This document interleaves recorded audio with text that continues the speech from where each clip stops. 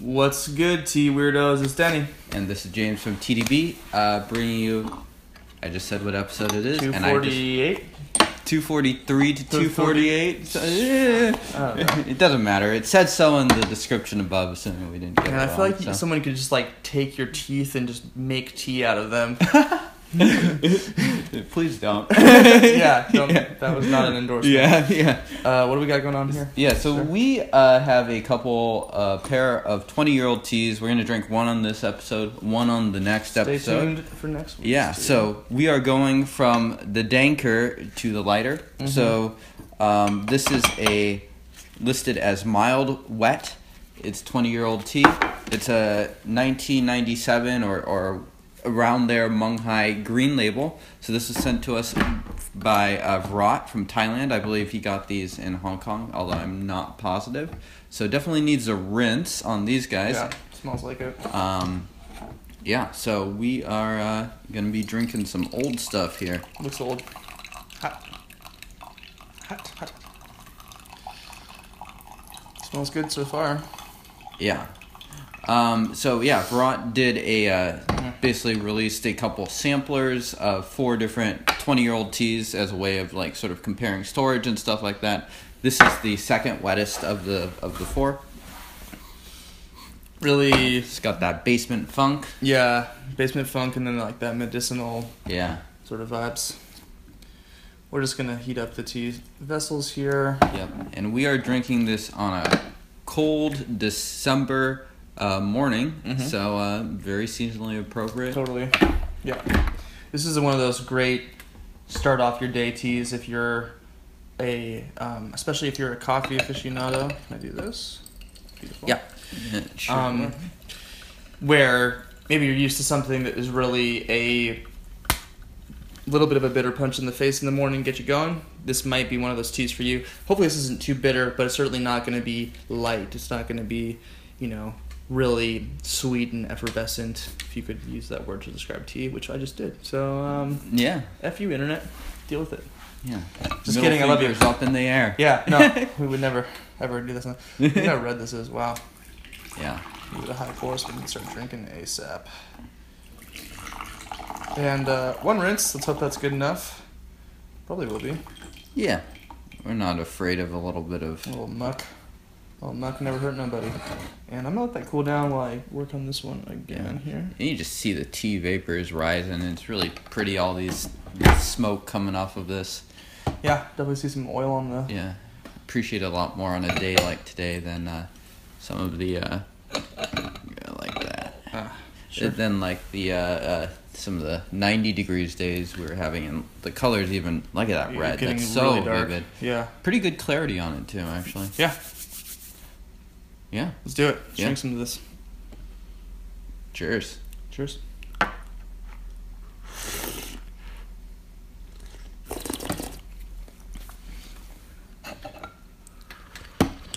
It's light so far, not super viscous.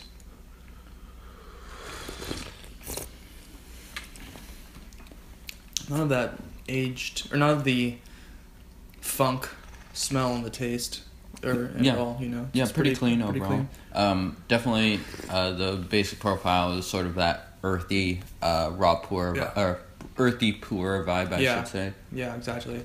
I feel like these teas, after 20 years of aging, are going to blend together. Blend ripe and raw, going to be harder to distinguish 20 years down the line.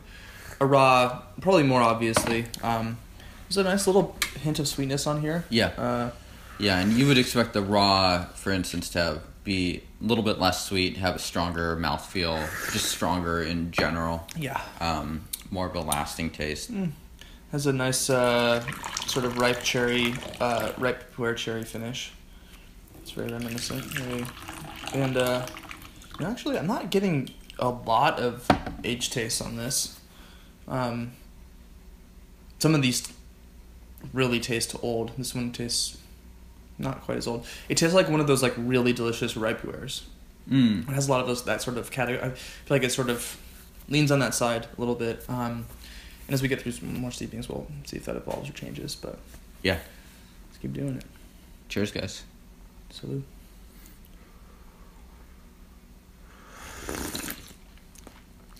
Mm.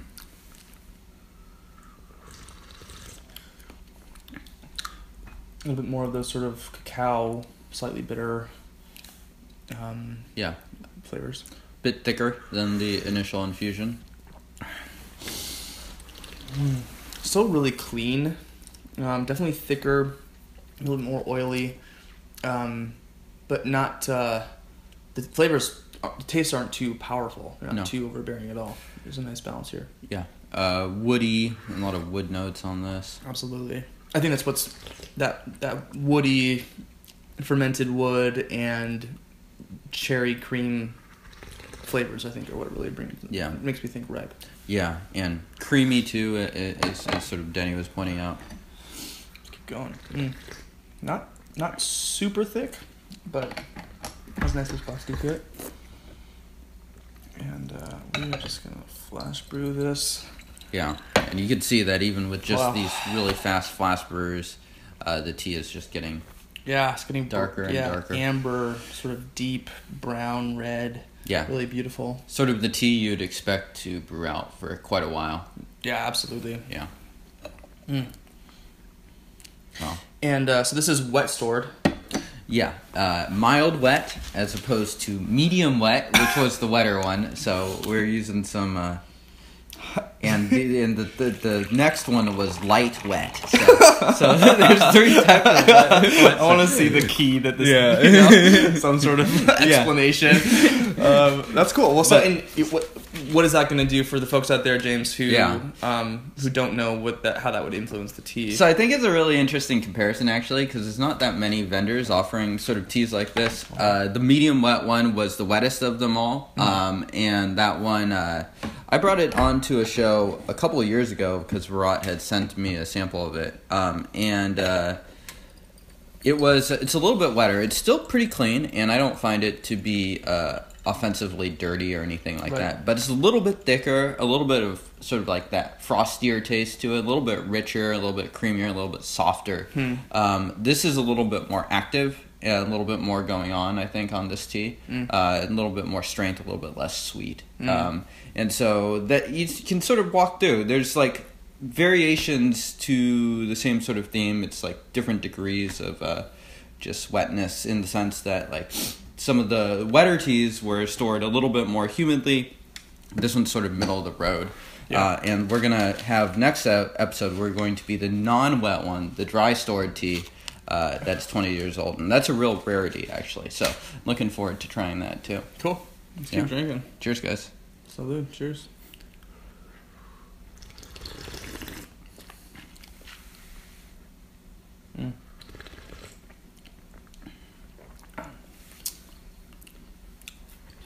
Just a hint of some pepper spice, sort of like green pepper seed spice kind of vibe. Just a little hint. It's almost like the sort of physical feeling of that. I can't remember the word. Carcinoin. What's that? Capricin.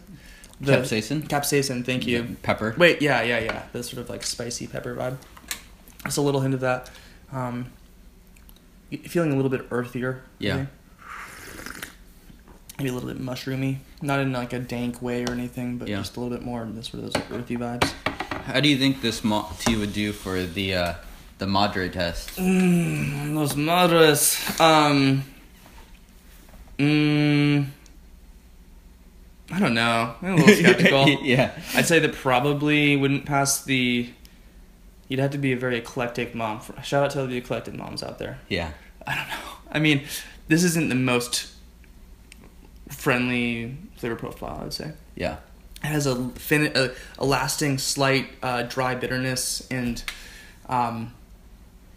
there's just not too many friendly, approachable flavors. It's not fruity. It's not, cozy and chocolatey. But the reasons why it maybe doesn't do so well in that test are a little bit different than, I guess, your young raw pour, where those can be really bitter and astringent. This tea is not that. It's more, I guess, just foreign. Yeah, I think the flavors themselves are just uncommon. Yeah. And so the idea of having a woody flavor tasting delicious might be a little bit less common for someone who's less eclectic than we are. Do you think someone that maybe has had and enjoyed a lot of ripe Pu'erhs but hasn't experienced raw Pu'erhs or aged raw Pu'erhs would like this tea? Definitely. Yeah, I think it's it would feel familiar, but interesting and different. I think there's absolutely similarities and characteristics that you'd be comfortable with some sort of nuance and sort of activity, as you put it, that you don't get out of just straight out of the factory ripe. So there's a lot going on here. I think this is kind of one of those more like, you sort of have been drinking some tea, you've been around the Pu'erh block a little bit, and you get something like this. And I think one of these teas also, this is one of those teas where one of the coolest parts about it is, the kind of comparison of the storage too. Yeah, exactly.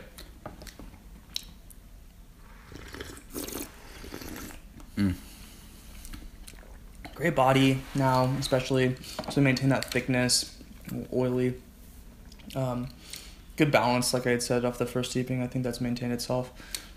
Yeah, there is like Denny keeps pointing to this like slight bit of like sharpness to it. It's for the most part it's soft and very smooth, but there is a bit of like sharpness that really lets you know that this is a raw Pu'erh. Totally. We're not brewing a ripe or anything like that, and so that sort of like strength in the mouth. Anyway, so give this a sniff. Tell me what you think about that. So it's cleared up a little bit. Still really earthy. Yeah. Maybe still has that medicinal vibe. Maybe some of those like things that come from the earth.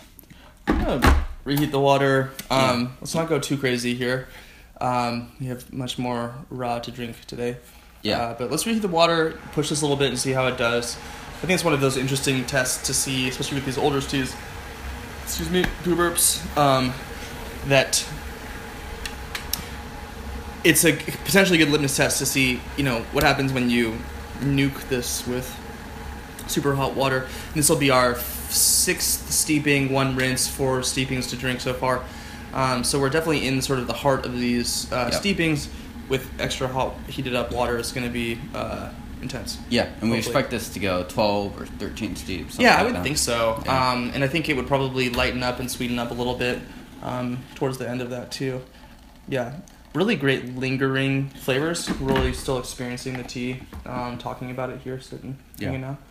Another aspect of just sort of like the raw tea that you would expect to be a little bit stronger for those that are looking for comparisons versus like a standard ripe that you might have. Yeah, absolutely. Yeah, I think this will last longer.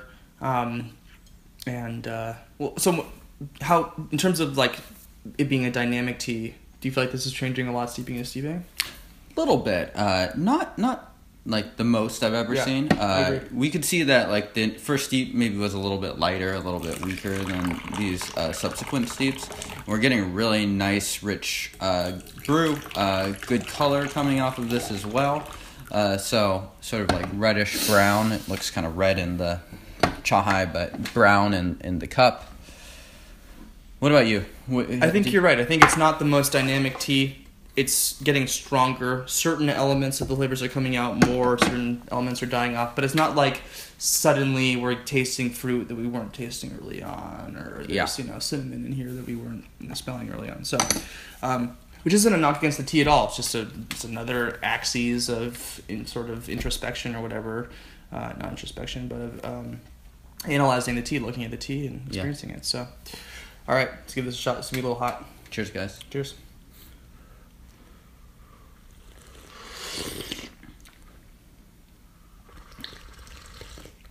I think it can handle the heat really well. Yeah, it can. And if you guys notice, we're using clay for this. Definitely an intentional choice, just to give the tea a little bit, a little bit of extra to steep out. This is so fucking delicious. Excuse my English swear word. I don't think that's French. That's English. Sorry. This is really yummy. I'm like really enjoying this. Yeah. So it doesn't need to be the wildest, craziest flavor palette to have it be well balanced and delicious. Yeah. This is really yummy. Yeah. Do you think this is a tea that you would be? Do you think this is a tea that would benefit from more aging, or do you think it's pretty fucking good now? I think it's really damn good. Now that we're just letting the Yeah, swear words fuck it. flow like the ocean. Yeah, yeah. I think it's delicious now. I don't know how it would perform later Yeah. on. I couldn't imagine it improving much. I mean, so I've been saying balance a lot, right? Part of the aging is gonna hopefully kind of balance out the flavors, and I feel like this tea has hit that sort of Yep. sweet spot for sure. Yeah, So, and I think that's where you sort of get into like this minor difference of like the really old school people. Because for me, I totally agree with you. I think this tea is like, it's like if I had a cake of this, I'd just drink it now. Yeah. But Varat, who is in Thailand and who I think kind of rolls in the older school circles in Hong Kong and stuff, he said that this tea has like could improve with another decade or two. So. wow. So yeah, there you have it. I mean, each their own. there is a slight greenness to the tea, but like I would be perfectly okay drinking this. Yeah, So I don't notice it. Yeah. We know. Call me a noob, but Yeah. regardless, it depends on what you get and how long you're intending on storing it and when you buy it and stuff. But I feel like tea is meant to be drank, and I totally understand the buy and hold strategy for Pu'erh as like Yeah. an investment vehicle. But with these kind of teas, it's so fun and interesting, and if unless you're really just doing it to make money selling the tea again, I feel like drink a cup of it every quarter or every year, and see how it changes. Yeah. Make some notes and give it a shot. James, if folks want to grab this tea, are they screwed? I don't think they are. Okay. But you guys can contact Varat. He has a blog too. Just Google Guide to Pu'erh Tea. I always mess up his URL, Okay. and you can look him up. He's based in Thailand. He's doing a sampler of 4 of these teas, as we talked about. I think it's a really good educational opportunity for Yeah. those that are interested. I don't know if full kits are available or not. I suspect they are, but I'm not positive. Okay. So you could contact him about that. Cool. Yeah. So thank you to Varat for sending us this. Yeah, and if folks want to learn more about tea in general, check us out on TeaDB.org. Yes. You can subscribe down below in the big red button. Maybe one day we'll have one of those fancy outros where it's like the next video. And Yeah. It's like a subscribe thing. I think we should just put the subscribe video right on our mouth. just like great. Okay, great. Yeah, if anyone wants to Photoshop Yeah, close-ups someone- of our mouths and then add that to the rest of our videos, that'd be great. In the meanwhile, you can continue to follow our stupidity online. Stupidity? TeaDB.org is the URL. TeaDBORG@gmail.com if you want to get in touch about bringing some teas onto the show, or just get in touch in general. Let us know. Happy to chat, and I think we'll see everyone next time for episode 200 and something or other. Yep. Peace. Cheers.